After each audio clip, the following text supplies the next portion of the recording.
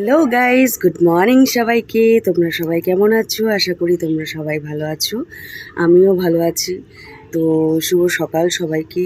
তো সকাল সকাল আমি উঠে পড়েছি। এখন বাজে প্রায় 8টা। তো আমি চলে এসেছি একটু ছাদে। তো একটু মজা করছিলাম, ফুল নিয়ে একটা ফটো তুললাম ছাদে। অ্যাকচুয়ালি দুদিন থেকে বৃষ্টি ছিল বলে আমি আসতে পারিনি। গাছগুলোর অবস্থা একদম খারাপ হয়ে গেছে, একটু বৃষ্টিতেই গাছগুলো একটু হেলে পড়ে, কারণ সব তো ছোটো ছোটো গাছ। তো তাই এসেছিলাম ছাদে দেখার জন্য গাছগুলোকে। তো আজকে আমি তোমাদেরকে আমার ডেইলি রুটিনটা দেখাবো, কারণ আমাকে অনেকে কমেন্টস করে বলছে যে দিদিভাই তুমি কি সারাদিন মোবাইল নিয়ে বসে থাকো, তুমি তো হাউসওয়াইফ, তুমি কি কোনো কাজ করো না? তো জানি না তারা আমাকে সারাদিন কিভাবে মোবাইল নিয়ে বসে থাকতে দেখে। তো ঠিক আছে, চলো আমি দেখাবো তোমাদেরকে আমি সারাদিন কি করি কি না করি। তো সকাল থেকেই শুরু করলাম, চলে এসেছি ছাদে। তো এখন একটু গাছগুলোর যত্ন করব, গাছগুলোকে একটু দেখব, জল ঠল দিব, তারপরে আমি বাকি কাজগুলো করব ঘরে। তো তোমরা সাথে থাকো। তো গাইস দেখো, গাছগুলোতে জল দিতে এসে দেখি দুদিন বৃষ্টি ছিল, আমার গাছগুলো একদম হেলে পড়েছে। মানে গাছগুলো তো ছোটই না, সব ফুল গাছই তো প্রায় ছোট। তো দুদিন একটু বৃষ্টি ছিল হালকা হালকা, তো আমি বুঝতে পারিনি, আসা হয়নি ছাদে। তো সব গাছের ডালগুলো একদম হেলে পড়েছে, দেখো কি অবস্থা। এগুলো কি করব এখন? যাই হোক, মনে হয় না আজকে আর গাছে জল দিতে হবে, মাটি ভেজাই আছে। তো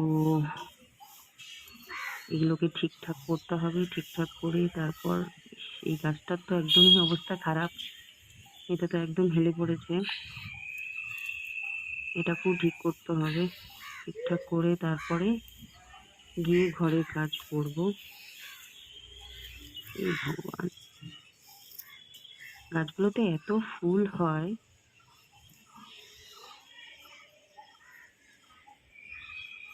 সবটাতেই সব গাছই একটু হেলে হেলে গেছে, একটু হাওয়া ছিল তাই।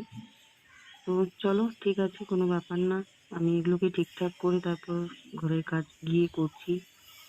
এখন অনেকটাই সকাল। তো আমি এখন ঘরটা ঝাড় দিয়ে নিচ্ছি। দেখো গাইস, সকালে তো অনেক কাজ থাকে, কিন্তু সবটা দেখানো সম্ভব না, কারণ ভিডিও তো আমাকে একাই করতে হয়। তো কোনো এক জায়গায় মোবাইলটা রেখে আমি জাস্ট ভিডিওটা করি, কারণ ভিডিও করে দেওয়ার মতন আমার কেউ নেই, আমাকে একাই ভিডিও করতে হয়। তো সব কাজ দেখানো সম্ভব নয়। জল ভরতে হয় সকালে, ঠিক আছে, টাইম কলে জল আসে, জল ভরতে হয় সকালে। তারপরে ব্রেকফাস্ট বানানো। তো সব কাজ করার মাঝখানে মাঝখানে ভিডিও করাটা সম্ভব না।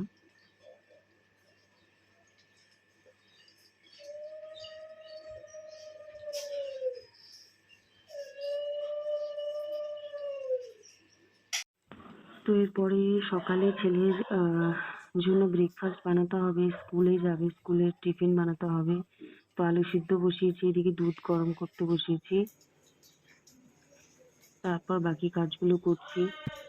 তো ছেলের জন্য সকাল সকাল দুটো পরোটা আর আলুর তরকারি করে দিলাম, ও টিফিনের জন্য, ও টিফিন নিয়ে যাবে, ওটা করে দিলাম। তারপর ছেলে ঘুম থেকে উঠলো, ওকে একটু পড়তে বসালাম, কারণ এক্সাম চলছে। তো একটু রিভাইজ করালাম ওকে। তারপর স্নান করে আসলো, ও স্নান করে আসলো, ওকে রেডি করে স্কুলে পাঠালাম। এই সব কাজ সারতে সারতেই নিজে থেকে যতটুকু ভিডিও পারি ততটুকু নিজে থেকেই করি। তোমরা পাশে থেকো, সাথে থেকো, আমার ভিডিওগুলো দেখো, লাইক কমেন্ট শেয়ার করো। কোনো রকমের ভুল হলে কমেন্ট করে জানিও আমাকে। তোমরা সবসময় আমার পাশে থাকো, সাথে থাকো, এটাই চাই। ঠিক আছে, তো দেখো, সাথে থাকো, দেখতে থাকো।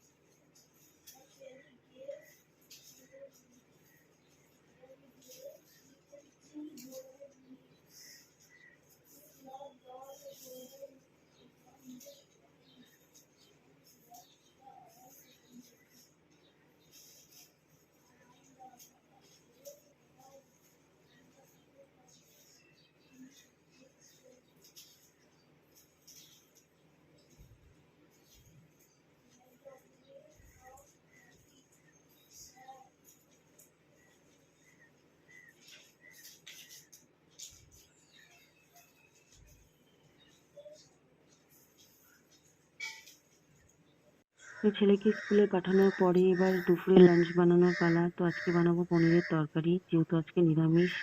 তো আলু পটল এখানে কেটে রেখেছি। এই আলু পটল দিয়ে পনিরের তরকারি বানাবো, একটা রসা বানাবো। আর এদিকে আমি ডাল সিদ্ধ করে রেখেছি, দেখো ডাল সিদ্ধ করে রেখেছি, জাস্ট তাকে জল দিয়ে ফুটিয়ে একটু সোমবার দিলেই হয়ে যাবে। তো তো আমার দুপুরের লাঞ্চ কমপ্লিট। দেখো এখানে আলু ভাজা করেছি, একদম মচমচা করে আলু ভাজা করেছি। কেমন হয়েছে একটু বলো সবাই। আলু ভাজা, এদিকে আমার আলু পটলের তরকারি পনির দিয়ে রসা আছে, তৈরি হয়ে গেছে। আর সাথে আছে ডাল।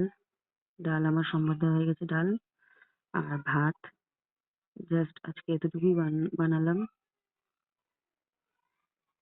এই বাকি আলুটা ছিল, এটা ভেজে নিচ্ছি। তো আজকের ভিডিওটা এই পর্যন্তই করলাম। ভালো লাগলে লাইক কমেন্ট শেয়ার করো।